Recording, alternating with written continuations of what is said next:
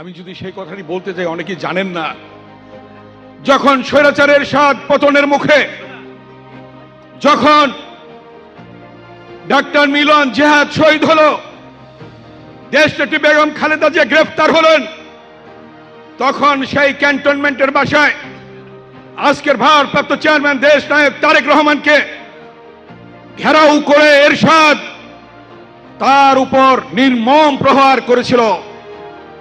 আমরা সেদিন প্রেস ক্লাবের সামনে সেদিন সর্বদলীয় পেশাজীবীদের নিয়ে 90-এর সর্বশেষ সর্বদলীয় ছাত্রকের মিটিং করছিলাম। সেই মিটিং এর মধ্যে লুৎফর রহমান বেনু 11টি ছবি এনে আমার কাছে দিলেন। আমি সেই মিটিং এ সভাপতিত্ব করছিলাম প্রেস ক্লাবের সামনে, হাজার হাজার ছাত্র জনতা।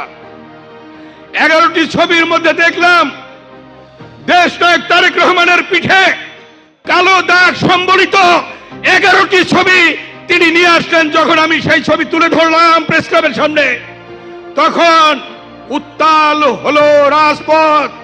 সেই পেশাজীবী সংগঠনের নেতারা সহ আমরা মতিঝিলে মিছিল নিয়ে গেলাম। সেখানে আল্লাহউলা বিল্ডিং কে আক্রমণ করা হলো। দাউ দাউ করে সারা বাংলাদেশে আগুন জ্বলতে থাকলো তারেক রহমানের উপর আক্রমণ করার জন্য। সেই কালো দাগ এখনো হয়তো মুছেনি। সেই অভিজ্ঞতা দিয়ে ঢাকা বিশ্ববিদ্যালয়ে মিছিল করেছে এই আজকের ভারপ্রাপ্ত চেয়ারম্যান দেশ নায়ক তারেক রহমান। আপনারা এই খবর অনেকেই জানেন না।